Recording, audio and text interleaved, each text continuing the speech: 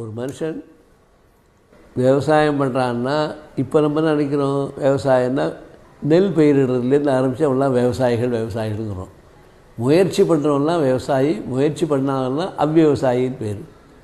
அந்த வகையில் இவனும் முயற்சி பண்ணி விவசாயத்துக்கு போகிறதுனால இவனே விவசாயிங்கிறோம். நம்ம வெறும் பயிர் பண்ணுறது மாத்திரம் விவசாயி இல்லை.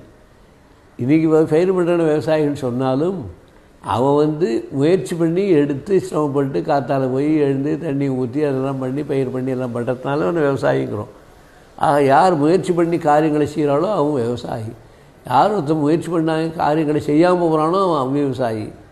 அவன் மூர்க்கன், முட்டாள். அதனால் யாராக இருந்தாலும் வேலையை செய்கிறது தான் மனுஷனுடைய முக்கியமான கடமையை தவிர வேலை செய்யாமல் உட்காந்துருக்கேன்னா அவன் சோம்பேறி ஆகிடுவான், ஒன்றும் பிரயோஜனப்படாது.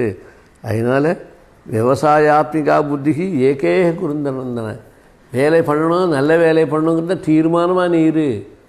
அதை தவிர வேறு எதை பற்றியும் சிந்திக்காத. பகுஷாக்கா க்ஷணந்தாஷ்ட புத்தியோ அவ்விவசாயினாம்.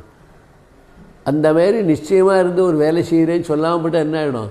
பல தினசான குழப்பங்கள், பல தினசான சிரமங்கள், பல தினசான சிந்தனைகள், இதெல்லாம் ஒன்றையே வாட்டி எடுத்து ரொம்ப உபதிரப்படுத்தும். இந்த உபதிரப்பட்டு உட்கார்ந்து நீ உட்காரத்தை காட்டணும்.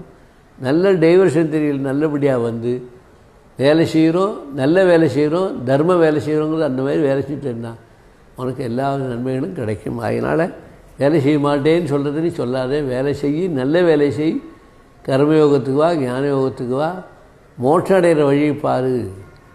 தர்மத்தை செய்கிற வேலையும் பாரு. தர்மத்தை செய்கிற வேலை தான் நியாயமான வேலை. தர்மத்துக்கு விரோதமாக செய்கிற செயல் எல்லாம் நியாயமே இல்லை. அநியாயம், பாவம், தோஷம், துக்கம் எல்லாம் சேர்ந்து உன்னை வாட்டி விட்டுரும். ஒன்று